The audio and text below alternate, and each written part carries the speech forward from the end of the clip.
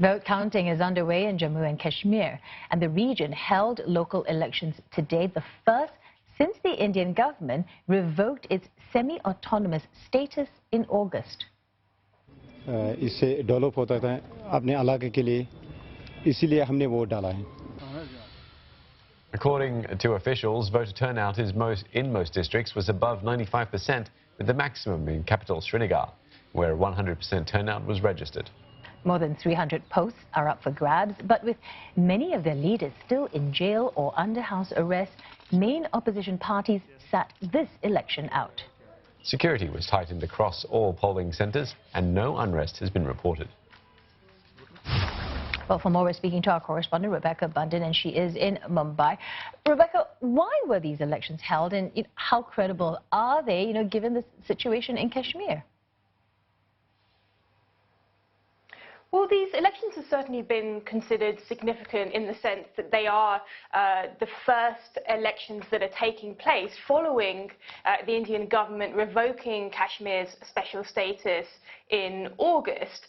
These are for 300 blocks, which are essentially clusters of villages. So it's an opportunity here for 26,000 people to vote. Those are basically heads of villages who then vote for those blocks, the chairpersons that will be elected.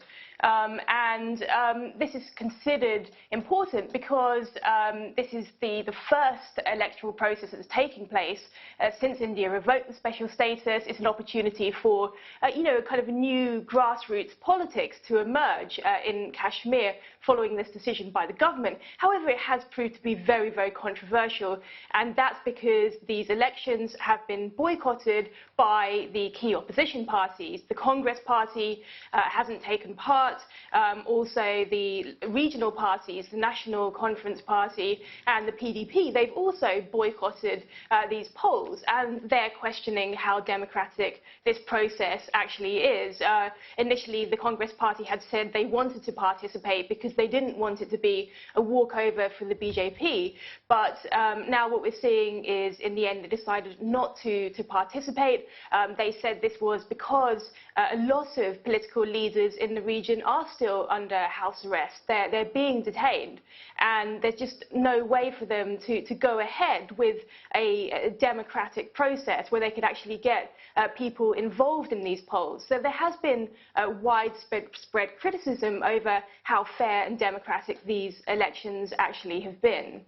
Yeah, Rebecca, have Kashmir residents' lives returned to any sort of normalcy since the unrest began in August?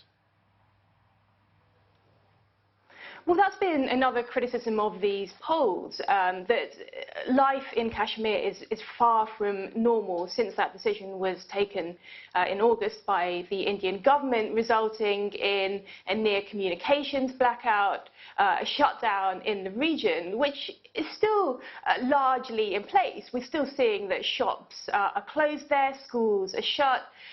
It's not business as usual or life as usual for the residents. Some restrictions have been eased in terms of communications, but certainly there's still a block on the internet. And not all phone lines have been restored. So it's still very difficult in terms of communication within the region and for the region to communicate outside as well. And that's been another criticism by the opposition parties, that they even couldn't communicate with a lot of their people there. If they did want to get candidates ready for these elections and so on, there's not only the fact that there are people that are being detained, political leaders, but also that they just couldn't communicate effectively, and that was another obstacle. So that's really sort of been a big worry, and we'll have to see sort of the positive thing is that there were no reports of violence. Security was very, very tight, and we'll wait to see what the results of these elections are, but certainly there's going to be continued criticism of that process. All right, many thanks for that. Rebecca Bundan speaking to us from Mumbai. Still ahead.